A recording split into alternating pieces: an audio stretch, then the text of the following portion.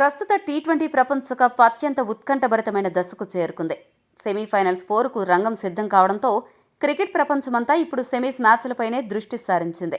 మార్చి 4వ తేదీన దక్షిణాఫ్రికా మరియు న్యూజిలాండ్ మధ్య మొదటి సెమీఫైనల్ జరగనుండగా, మార్చి 5వ తేదీన భారత్ మరియు ఇంగ్లాండ్ జట్లు రెండో సెమీఫైనల్లో తలపడనున్నాయి.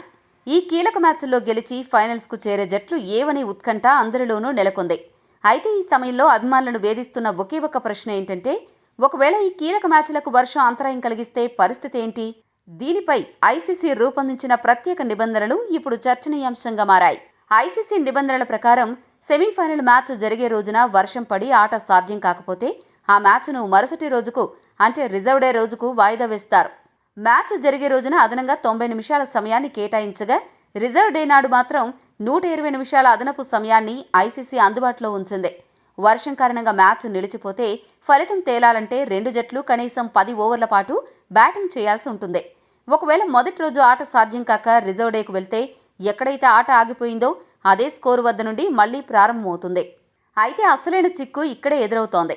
ఒకవేళ రిజర్వ్ డే రోజు కూడా వర్షం కారణంగా ఆట పూర్తిగా తుడిచిపెట్టుకుపోతే అప్పుడు ఏ జట్టు ఫైనల్కు వెళ్తుంది అనేది నెట్ రన్ రేట్ ఆధారంగా నిర్ణయిస్తారు. సూపర్ హిట్ దశలో ఏ జట్టుకైతే అత్యుత్తమ నెట్ రన్ రేట్ ఉంటుందో ఆ జట్టు నేరుగా ఫైనల్ బెర్త్ను ఖరారు చేసుకుంటుంది.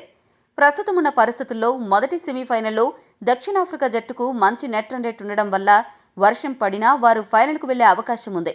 కానీ భారత్ మరియు ఇంగ్లాండ్ విషయానికి వస్తే ప్రస్తుతం భారత్ కంటే ఇంగ్లాండ్ జట్టు నెట్ రన్ రేట్ మెరుగ్గా ఉంది.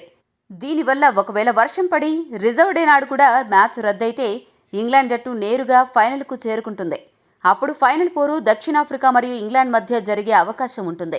ఈ సమీకరణాలు టీమిండియా అభిమానులను కాస్త కలవరపెడుతున్నప్పటికీ ప్రస్తుతానికి వాతావరణ శాఖ నుండి ఎటువంటి వర్ష సూచన లేకపోవడం ఊరటనిచ్చే అంశం.